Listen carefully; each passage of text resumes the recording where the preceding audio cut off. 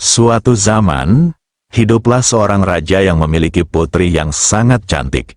Namun sayang putri yang cantik itu sangatlah sombong. Sang putri menolak dengan kasar siapapun yang melamarnya. Dia mengusir satu demi satu, dan mengejek para pangeran dan para bangsawan yang datang untuk melamar. Suatu ketika raja mengadakan pesta besar dan mengundang ke sana para pangeran dan putra bangsawan untuk mencari calon suami putrinya. Para pemuda itu berbaris untuk dipilih oleh sang putri yang terlihat sangat cantik. Kemudian putri raja dituntun menuju barisan, tetapi dia selalu mengejek setiap pemuda yang ditemuinya. Kepada pangeran yang bertubuh gemuk dia menyebutnya tong anggur. Kepada pangeran yang kurus dia memanggilnya pohon bambu. Seperti itu seterusnya sampai dia bertemu pangeran tampan berdagu bengkok. Oh, dia tampan namun dagu bengkoknya seperti burung bangau, ejek sang putri sambil tertawa. Sejak saat itu pangeran itu dikenal dengan nama pangeran berdagu bengkok. Raja yang melihat tingkah putrinya menjadi sangat malu. Dia kecewa karena putrinya tidak bisa melakukan apapun selain mengejek orang lain. Raja bahkan bersumpah akan menikahkan putrinya dengan pengemis pertama yang datang ke istana. Beberapa hari kemudian, seorang pemain biola datang dan bernyanyi di istana, berusaha mendapatkan sedikit sedekah. Ketika raja mendengarnya, dia berkata, "Biarkan dia masuk." Kemudian pemain biola itu pun masuk, dengan pakaiannya yang kotor dan compang-camping, bernyanyi di hadapan raja dan putrinya. Setelah selesai si pengemis pemain biola meminta bayaran kecil, raja berkata, "Lagu kamu sangat menyenangkan saya, sehingga saya akan memberikan putri saya untuk kamu jadikan istri." Putri raja bergidik kaget, tetapi raja berkata, "Saya telah bersumpah untuk menikahkan kamu kepada pengemis pertama, dan saya akan menepatinya." Jadi apapun yang dikatakan sang putri sia-sia, dia harus menikah dengan pengemis pemain biola itu. Di hari yang sama seorang pendeta dipanggil raja untuk menikahkan putrinya dengan pengemis pemain biola. Setelah pernikahan terjadi, raja berkata, "Karena sekarang engkau adalah istri seorang pengemis, maka tidak pentas bagimu untuk tinggal di istana. Kamu silahkan pergi dengan suamimu." Pengemis pria itu menuntun sang putri keluar. Ini adalah pertama kali putri keluar istana dengan berjalan kaki.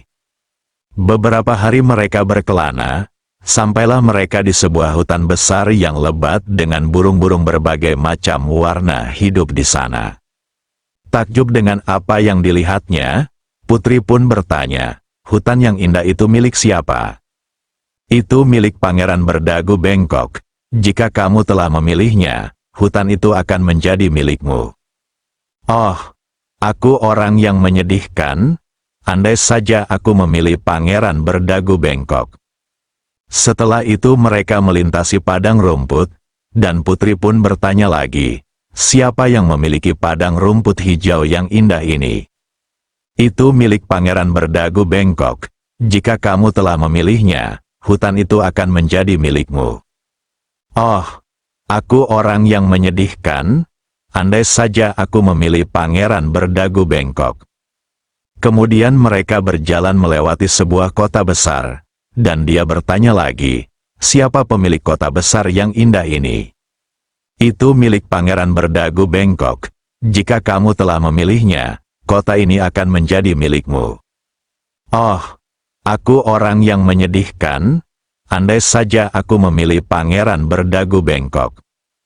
"Aku tidak suka kamu selalu mengharapkan suami lain," kata pemain biola suaminya. "Apakah aku tidak cukup baik untukmu?" Akhirnya mereka sampai di sebuah gubuk yang sangat kecil, dan putri pun berkata, "Ya ampun, rumah yang kecil sekali. Siapa yang memiliki gubuk kecil yang menyedihkan ini?" Pemain biola suaminya menjawab, "Ini adalah rumahku dan rumahmu, di mana kita akan tinggal bersama."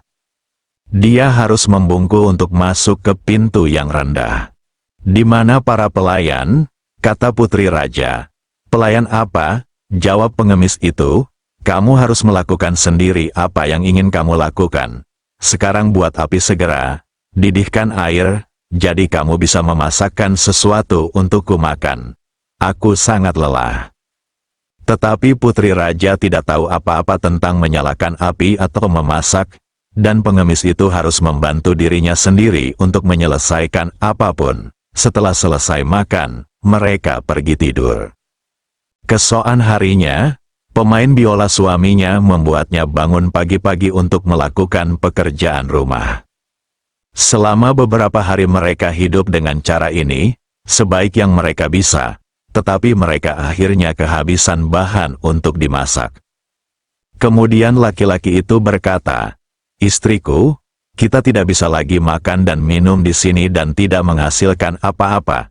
Kamu harus membuat keranjang untuk dijual." Putri pun pergi keluar, memotong beberapa bambu, dan membawanya pulang. Kemudian dia mulai membuat keranjang, tetapi pohon bambu yang tajam mengiris tangannya yang halus. "Kamu salah cara membuatnya, coba kamu ikat dulu potongan bambunya," ucap suaminya. Si putri mencoba mengikat bambu-bambu itu, namun benang keras itu segera mengiris jari-jarinya yang lembut sampai terluka. "Lihat," kata pria itu, "kamu tidak cocok untuk pekerjaan apapun. Aku melakukan kesalahan dengan menerimamu sebagai istri. Aku akan membeli gerabah dan pot dari pengrajin. Kamu harus membantuku menjualnya di pasar." Oh, putri berpikir, jika orang-orang dari kerajaan ayahku datang ke pasar dan melihatku duduk di sana menjual barang-barang, bagaimana mereka akan mengejekku? Namun apapun alasan si putri untuk menolak berjualan di pasar sama sekali tidak digubris. Suaminya tetap meminta putri untuk menjual barang-barang dari tahan liat yang dia beli dari pengrajin. Awalnya berjalan dengan baik, orang-orang membeli barang dagangan putri karena dia sangat cantik, dan mereka membayarnya berapapun yang si putri minta. Banyak laki-laki bahkan memberinya uang tanpa mengambil barang dagangannya. Jadi mereka hidup dari apa yang dia dapatkan dari hasil penjualannya. Kemudian sang suami berinisiatif membeli lebih banyak gerabah baru dari uang yang mereka punya. Putri duduk dengan barang-barang itu di sudut pasar dan meletakkannya di sekelilingnya untuk dijual. Tapi tiba-tiba datanglah seorang prajurit berkuda yang sedang mabuk berlari kencang, dan dia menghancurkan hampir semua barang dari tanah liat yang dijual oleh si putri. Putri mulai menangis, dan sangat takut sehingga dia tidak tahu harus berbuat apa. "Oh, apa yang akan terjadi padaku?" dia menangis. "Apa yang akan suamiku katakan tentang ini?" Dia berlari pulang dan memberitahunya tentang kemalangan itu. "Siapa orang bodoh yang menjual gerabah di sudut pasar di mana orang hilir mudik?" kata pria itu. "Sekarang berhentilah menangis. Saya berpikir kamu tidak cocok untuk pekerjaan biasa. Sekarang saya akan bertanya ke istana apakah ada pekerjaan yang cocok denganmu. Saya mendengar bahwa raja sedang membutuhkan pembantu dapur. Sebagai imbalannya, kamu akan mendapatkan makanan gratis." Putri raja sekarang menjadi pelayan dapur, dan harus ada untuk juru masak, dan untuk melakukan pekerjaan yang paling kotor. Di masing-masing sakunya dia mengikatkan sebuah toples kecil, di mana dia membawa pulang bagiannya dari sisa makanan. Dan inilah yang mereka jalani. Kebetulan pernikahan putra sulung raja akan dirayakan, jadi wanita malang itu naik dan berdiri di dekat pintu aula untuk melihatnya. Ketika semua lampu dinyalakan, orang-orang terlihat memakai pakaian yang sangat indah. Putri memikirkan keadaannya dengan hati sedih, dan mengutuk kesombongan dan keangkuhan yang telah merendahkannya dan membawanya kepada kemiskinan yang begitu besar. Bau hidangan lezat yang dibawa masuk tercium sangat lezat, dan sesekali para pelayan melemparkannya beberapa potongan makanan, yang segera dia masukkan ke dalam toplesnya untuk dibawa pulang. Kemudian tiba-tiba putra raja masuk, mengenakan beludru dan sutra, dengan rantai emas di lehernya. Itu adalah pangeran berdagu bengkok yang terlihat sangat tampan. Saat pangeran berdagu bengkok melihat putri berdiri di dekat pintu, dia memegang tangan putri dan mengajaknya berdansa, tapi putri menolak. Dia ketakutan, karena dia ingat ejekan yang telah dilakukannya beberapa waktu yang lalu. Perjuangan putri untuk menolak tidak membantu. Pangeran itu tetap menariknya ke aula. Saat itulah tali yang mengikat sakunya putus, dan toples-toplesnya jatuh ke lantai. Sup dan makanan tumpah berserakan di lantai. Ketika orang-orang melihat ini, semua orang tertawa dan mengejeknya. Dia sangat malu bahwa dia lebih suka berada 1000 depa di bawah tanah.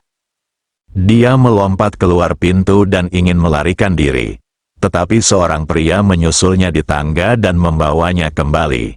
Dan ketika dia melihatnya, itu adalah pangeran berdagu bengkok. Sang pangeran berkata kepadanya dengan ramah, "Jangan takut, aku adalah pengemis pemain biola suamimu. Demi cintaku padamu, aku menyamar, dan aku juga adalah prajurit berkuda yang telah memecahkan tembikarmu menjadi berkeping-keping. Semua ini aku lakukan untuk menyadarkanmu, agar tidak menjadi orang yang sombong." Kemudian si putri menangis dengan getir dan berkata, "Aku salah besar, dan tidak layak menjadi istrimu." Tapi sang pangeran berkata, "Bahagialah, hari-hari jahat telah berlalu. Sekarang kita akan merayakan pernikahan kita." Kemudian pelayan datang dan mendandaninya dengan pakaian yang paling indah. Ayahnya dan seluruh istananya datang dan mendoakan kebahagiaannya dalam pernikahannya dengan pangeran berdagu bengkok, dan kebahagiaan sejati mereka baru dimulai sekarang. Kesombongan hanya akan membawa seseorang pada kehancuran, sementara kerendahan hati adalah kunci untuk mendapatkan kebahagiaan sejati. Dengan menerima kekurangan diri dan orang lain, kita belajar mencintai dengan tulus dan memahami bahwa nilai seseorang tidak terletak pada penampilan, tetapi pada hati yang baik dan penuh kasih.